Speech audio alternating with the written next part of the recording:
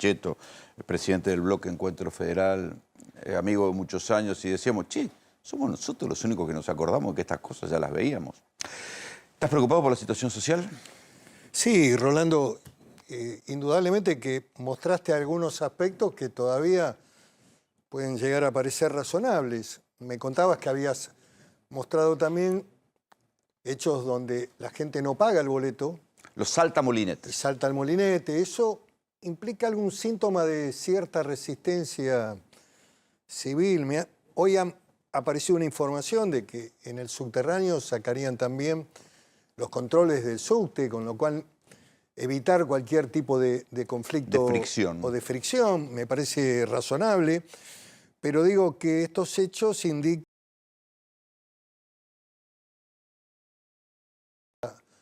a lo que acabas de mostrar, que no es necesario hacer mucho comentario, la realidad de la estructura social de la pobreza que, digamos, afecta o impacta en el sector previsional. ¿Se equivocó Milei al vetar la ley del aumento de los jubilados? Yo creo que ese tema demuestra en la historia política, parlamentaria, siempre una enseñanza de... Si vos recordás el proceso del ministro Cavallo y el no aumento y el reclamo de los jubilados, y identificás a la mujer que hacía el reclamo... Norma Pla. Norma Pla. Bueno, eso tiñó y digamos, impactó en el gobierno de Carlos Menem. Y también, digamos, si analizás el gobierno de Mauricio Macri en el cambio de la fórmula previsional, si bien el cambio era una fórmula bastante potente... Comparado con lo que vino después. Como en la jugada se quedaron con un trimestre, que fue algo parecido a lo que pasó ahora con este gobierno, donde en lugar de actualizar el mes de enero al verdadero porcentaje de la inflación, que fue 20,5, tomaron 12. Y ahí estaba el problema, porque si hubieran tomado 20,5 y hubieran hecho una actualización por inflación, podría haber sido un camino más razonable. Tampoco era tanta plata, no era tanta plata. 15 lucas, 13 lucas. Como tampoco lo era, y fíjate que el presidente ayer, en el cambio de nombre del CCK, digamos, lo llama Libatico el tema universitario. Con lo cual me parece que es más gravoso todavía, porque construir un conflicto y abarcar, digamos, problemáticas de tipo social que comprenden a las universidades, a los docentes y a los alumnos. Sí. Estamos ante un nuevo tipo de discurso que se jacta del ajuste. Porque históricamente el presidente, cuando tenía que hacer este tipo de ajuste o de medida impopular, pedían disculpas, decía, bueno, me veo obligado a hacerlo. Pero acá se jacta y es como decís vos, es ideológico. Es decir, lo hago para que no sean degenerados fiscales. ¿Vos cómo te sentís? Yo tengo una mirada totalmente distinta. Creo que el gobierno cree, lo dije esto en el recinto, cree que ganó, pero en realidad perdió. Me parece que vos no podés construir una propuesta política si no lográs también tener un marco razonable y avanzar en un diálogo con otros sectores políticos que impliquen la construcción de una mayoría parlamentaria que te permita gobernar. Lo que ha hecho el gobierno, que es lo que puede hacer, es una consolidación de un gobierno de minoría y de bloqueo. ¿Es un gobierno autoritario? No, es lo que puede. Diría que, bueno, a lo mejor quizás el objetivo... Digo, DNU y veto. Sí, bueno, es un esquema de bloqueo y DNU que indudablemente no configura. Es una acción muy limitada, muy precaria en términos de la construcción política, que tampoco genera, Rolando, confianza en el proceso de inversiones, de apertura económica, de la necesidad que la Argentina tiene de que vengan a invertir en sectores muy dinámicos, muy importantes, como el petróleo, el gas, la minería. Bueno, mirá lo que pasó con Petronas. Después de la pelea, ahora quedó suspendida la instalación de Petronas, de la fábrica de GNL. Están hablando de noviembre, que podrían decidir, ojalá decidan. Era una inversión interesante que justamente iba a ocurrir en la provincia de Río Negro, importante. Una planta gasificadora sobre la costa atlántica en la zona de Sierra Grande, lugar donde yo fui el intendente en la década del 80. Mirá. Sí, y viví casi 15 años de mi vida en ese lugar. Nacieron mis hijos en ese lugar. Y tengo, digamos, un recuerdo de afecto personal de los años jóvenes. Bueno, no voy a entrar en cuestiones de tipo vivencial personal, pero ¿Qué quiero decirte? Que bueno, Petronas va a decidir en noviembre si se queda o se va. Está bien, pero una pelea entre el gobernador de la provincia más grande y el presidente no alienta Bueno, el clima de también- negocios ahí. También es cierto que el gobernador de la provincia más grande no acompañó el proceso del RIGI. Los diputados de esa provincia tan grande podrían haber votado en contra de la ley de bases, pero en ese capítulo que tenía que ver con las inversiones y con el proyecto que estaba en disputa, que tiene que ver... Hoy Roca plantea que, bueno, no está perdido lo de Bahía Blanca. Eso lo plantea el principal empresario de la Argentina y de la principal multinacional argentina, que es Techín. Pero digo, de que la provincia en ese momento no jugó, no hizo ningún gesto para avalar, por lo menos mínimamente, en el capítulo de inversiones, ese tema que le podía facilitar o abrir el camino para que Bahía Blanca, que es una ciudad importante, tuviera posibilidades. Vos que, digamos, a veces apoyás, a veces criticás, a veces sí que sí, a veces sí que no la propuesta Pero del es que no gobierno. es caprichoso Pero no digo, espera. ese posicionamiento. No, ya sé, pero ni, digo... ni tampoco es un esquema Esperá que no discrecional. termine la pregunta. Sí, Esperá. sí, ¿Cómo sí, te adelante. sentís cuando te dicen degenerado fiscal?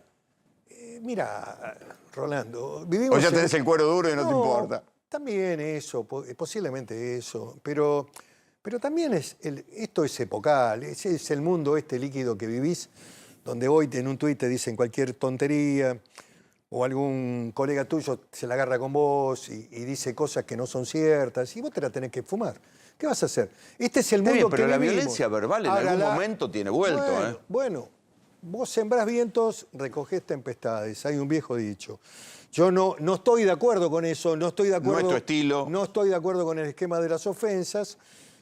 Hay que tratar de ver cómo se resuelve esto y cómo el gobierno, en este periodo de tiempo, que me parece que perdió tiempo, en lugar de haber intentado construir un espacio de mayoría, de ampliar la base de la coalición gobernante, de construir gestos, diálogos, marcos razonables, llega octubre, después de 10 meses, y tiene un gobierno de bloqueo y de minoría, un planteo muy precario. Pero mal no le está yendo.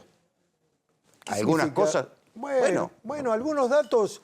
Desde el punto de a vista de ver, ellos, mal no le está yendo. A ver, lógicamente que un ajuste de esta característica, un ajuste clásico, ortodoxo, llevado adelante duramente con los sectores populares, te da un emergente que es la baja de la inflación.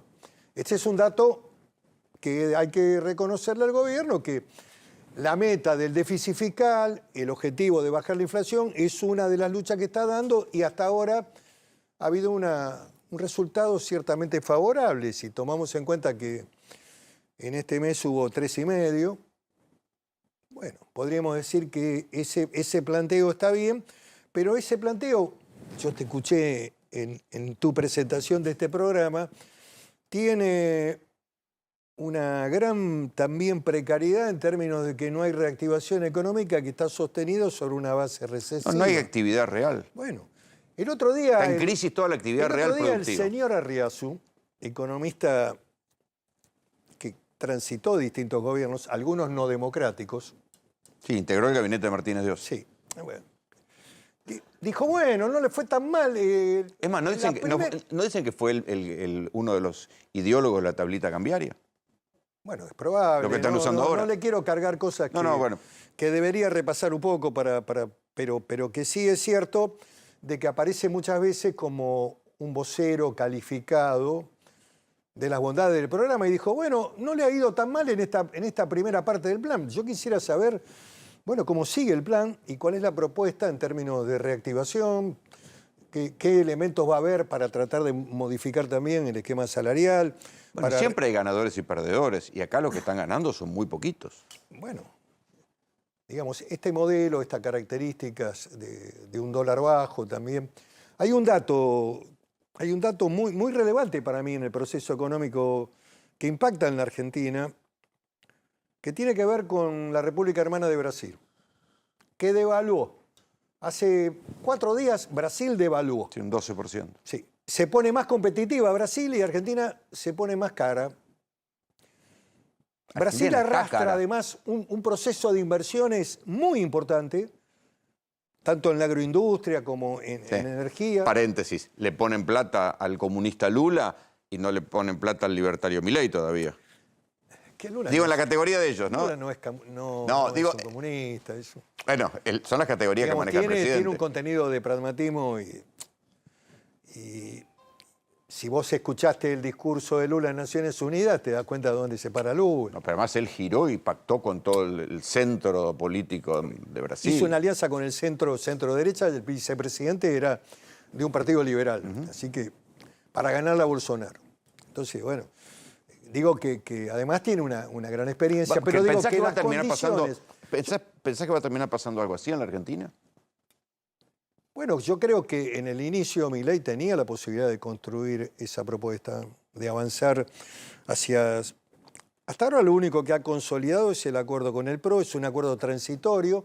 Hoy hubo algunas definiciones de un hombre importante del PRO en el plano parlamentario, Cristian Ritondo, dijo, bueno, es ley por ley, esto... Porque tampoco están muy conformes con el trato en términos de la relación que tienen.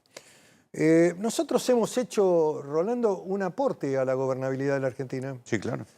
En el inicio de este gobierno y en la confluencia, digamos, de otros sectores, también con el radicalismo, con el PRO, en los primeros 4 meses, que fueron muy turbulentos, en donde hubo también muchas agresiones, Rolando, en términos de discurso, de descalificaciones. Sin embargo, privilegiamos y prioritamos de que el gobierno necesitaba, digamos, los instrumentos para gobernar. Y en ese ¿Se marco, equivocaron? Ahora que miras, ¿pensás que se no nos equivocaron? equivocamos porque hay una gran distancia entre lo que pretendía el gobierno en la primera etapa, que era una ley ómnibus que comprendía un cambio estructural de temas en la Argentina, desde la justicia, la cultura, podías separarte y casarte yendo al registro civil, un montón de temas. Está bien, pero el DNU pasó. El DNU pasó porque era el único instrumento que el gobierno tenía para gobernar y porque tenemos responsabilidad institucional, Rolando, y porque pensamos fundamentalmente en el interés del país y no una visión destructiva. Pero bueno, estos elementos que te comento, fíjate que la Cámara de Diputados funciona prácticamente también como Cámara Federal. Este análisis, muchos politólogos lo pasaron de largo, ¿viste? En la Argentina, recién hablábamos de un tema donde nadie analiza nada, ni analiza la historia, pero la Cámara de Diputados fue Cámara de origen en el esquema fiscal, en el capítulo fiscal, y luego el Senado rechazó tanto el impuesto a la ganancia como también bienes personales, que eran fundamentales para llevar adelante el blanqueo y la moratoria. 2 instrumentos que todo gobierno nuevo tiene en la Argentina. No se le niega a nadie. No se le niega a nadie. Un vaso de agua y un blanqueo no se le niega a nadie. ¿Qué quiero decirte? Que el blanqueo pasó a ser interesante en detrimento de los sectores jubilados, porque tienen bienes personales un beneficio a sectores del privilegio de riquezas concentradas o de bienes que están afuera del país o de gente que va a blanquear. Esa gente tiene beneficio en el pago de bienes personales que incluso lo puede anticipar los próximos 5 años. Está bien, pero ahora, quiero decirte ahora que se ve que ese beneficio de bienes personales no terminó volviendo no, lo que te quiero decir a los que jubilados. ese esquema en bienes personales y el blanqueo son los instrumentos que al gobierno le están permitiendo, digamos, Sí, una recaudación que ha prolongado por un mes más, hasta fines de octubre. ¿Qué quiero decirte con esto? Que hemos tenido una actitud, diría, excesivamente responsable. Ahora, frente al tema jubilaciones, frente al Sin tema embargo, universal... el otro día te enojaste cuando dijiste es una máquina de destrucción masiva. Yo lo que sostuve allí en esos breves minutos es fundamentalmente un abordaje no solamente en el plano de la demanda de las universidades, sino de cuál es el programa, cuál es el camino. Dije alguna cuestión también de que el gobierno a veces parecía un barco sin luces o un tren que no para en ninguna estación o una empresa de demoliciones S.A., eso fue lo que dije en el discurso. A ver, está todo bien. Si vos te metés con el Cenareso, que ahora le llaman Bonaparte, ¿viste? Porque el kirchnerismo también se las trae, le cambia el nombre a todo. Todos cambian el nombre, todos quieren marcar una época en la Argentina. Pero ese era el Cenareso. Es el primer hospital de atención primaria que hay para enfermos que tienen un problema mental, un problema... Sobre todo adicciones. Adicciones. En un país donde hay cada vez más problemas de adicciones. Bueno. Ibas a Que es cerrar el otro de los temas que hay que tratar en el Congreso, que hay que cambiar la ley, porque muchas veces la persona enferma no tiene la voluntad de internarse. Son los familiares los que tienen que ayudar a determinar que la internación es importante para poder curarlo, para poder ayudarlo. Pero bueno, está todo al revés acá. Bueno, todos cambian el nombre, ¿viste? Todos le cambian el nombre. Cada gobierno que viene marca una época. Entonces, el Senareso, que era el viejo Senareso, el Hospital de Atención Primaria para la Salud Psíquica, le pusieron Laura Bonaparte, que era una señora, bueno, de las madres. Está todo bien, no tengo problema, pero... Sí, el problema era que lo querían cerrar. El problema es que no lo podés cerrar porque es el único hospital público que atiende enfermos psiquiátricos, para ponerle claridad a esta charla. Sí. ¿Pensás que Milei se parece a Menem? No, para nada. Creo que son estilos totalmente distintos. Yo creo que en esta etapa, digamos, Milei le interesa mucho más el escenario de conflicto y la confrontación que el acuerdo, la búsqueda de diálogo, de marcos razonables. Menem hubiera utilizado estos 10 meses para construir la mayoría parlamentaria que le permitiera al gobierno y al país mostrarse confiable hacia afuera. Seguramente Menem, desde el mes de diciembre, hubiera construido con otros sectores una mayoría, hubiera abierto el gobierno, hubiera construido acuerdos casi... Bueno, acordate, en los primeros meses, en los primeros años, contó con buena parte del voto de los radicales. Bueno, Menem asume en el marco de la hiper, Rolando, 6 meses antes. Acordate que la elección fue anticipada. Alfonsín anticipa la elección en el proceso inflacionario, anticipa, y luego la anticipa la entrega del gobierno. Sí. Y es cierto que Menem gobernó con el apoyo del radicalismo que tenía mayoría parlamentaria, con Jarolaski, que era el presidente del bloque. O sea, la ley de reforma del Estado y la ley de reforma económica, dos pilares para el proceso después de reforma, de apertura, de privatizaciones, que llevó adelante Menem, se votaron durante el periodo en donde había mayoría del radicalismo. Hubo un diálogo, hubo un acuerdo en ese momento dramático donde la hiper continuó durante casi 1 año y medio durante el gobierno de Carlos Menem. Bueno, Milei no tuvo ese diálogo y sin embargo también logró leyes que son impensadas, son casi tan profundas o más profundas que la de Menem. También que hay que analizar el sistema político argentino. Milei es la consecuencia de una crisis fenomenal del sistema político del gobierno anterior, de un gobierno que no fue, digámoslo con toda precisión. Algunos coletazos de esa crisis, de ese gobierno que no fue, los arrastramos ahora. Que no entendió la gravedad de la inflación. Temas de menor cuantía. Ahora, a mí no me interesa opinar sobre esos temas. Que Alberto o el peronismo final no entendieron cómo horadaba el prestigio público la inflación. Y lo que te mató también, desde el punto de vista, digamos, de la credibilidad, fue esa cuarentena interminable. Ese gobierno de los médicos, que tenían a lo mejor vocación para ayudar, pero que no entendían nada de lo que le pasaba al país, a la gente, a la pobre gente que viajaba, que no podía ir a trabajar, y que nos encerraron casi 1 año. Esa creo que es la viga maestra de la destrucción también masiva del gobierno anterior y de la pérdida de credibilidad del sistema político argentino. Eso está, me parece, en el ADN de por qué Milei. Y la pelea entre los referentes. También, la pelea entre Alberto y Cristina. También. Yo creo que Milei también sobreactúa el poder para demostrar no comparto el poder con nadie, ni con Macri. También es cierto que tiene que cuidar la relación con la vicepresidenta. Porque en general en la Argentina la experiencia histórica te demuestra que las crisis empiezan cuando hay crisis entre el vice y el presidente. ¿Y cómo ves esa relación vos?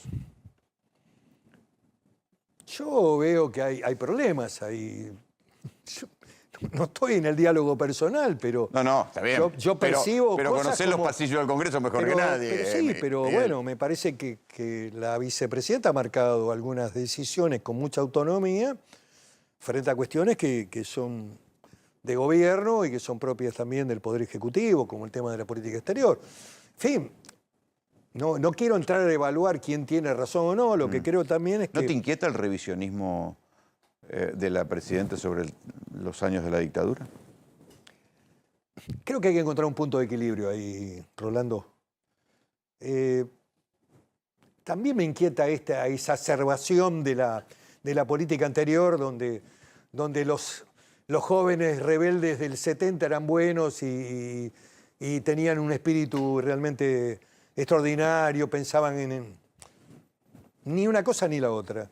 Yo creo que la historia argentina tiene luces y sombras y hay también ahí un proceso, ¿viste? Muy duro. Pero Villarroel va contra los fallos, ¿no? Va contra lo que es jurisprudencia argentina. Sí, yo creo que ahí hay que... Otra cosa es el debate histórico. No, yo en eso, yo creo que en el marco de la justicia, la verdad, digamos, ese camino fue importante.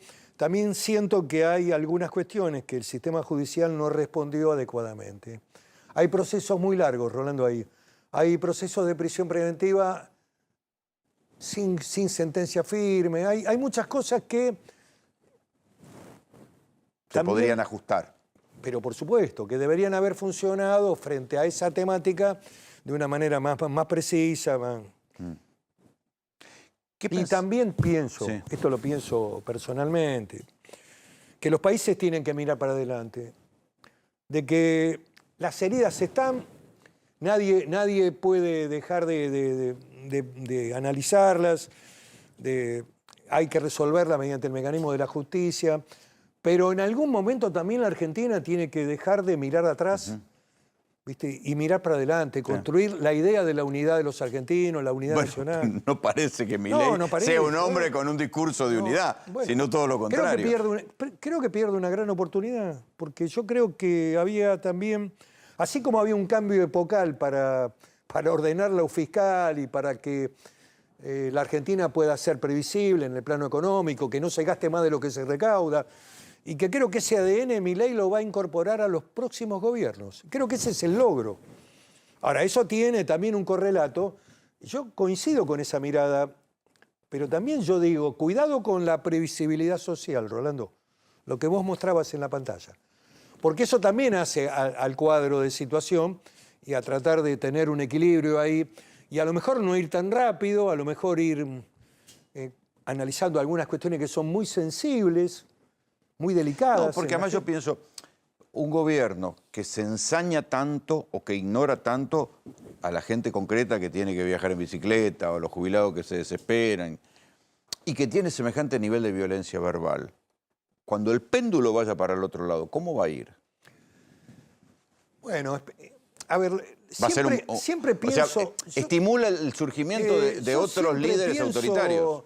Yo siempre pienso en la institucionalidad y en el funcionamiento de que se puedan resolver las cuestiones en paz mediante el mecanismo democrático, que el Congreso funcione.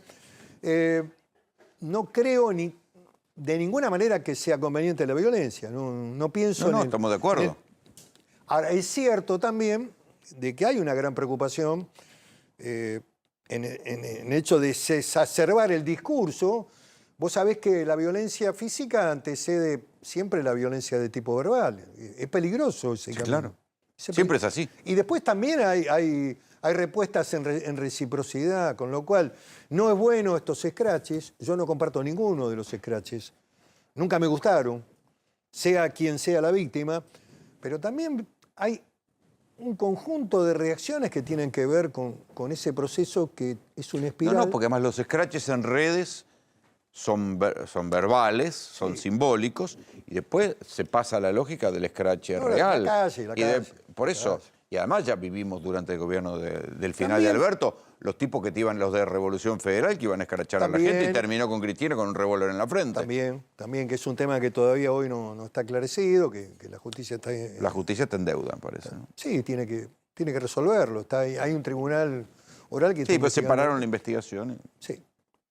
Sí, no me gusta hablar de procesos que no conozco, habría que conocer el expediente, pero la verdad, el hecho en sí mismo es un hecho de gran gravedad, como fue también el atentado a Trump. Digamos, cualquier atentado a un presidente o a un expresidente, o en ese caso a la vicepresidenta, es un hecho grave. Lo cual demuestra que la violencia verbal antecede a la violencia real. Exactamente.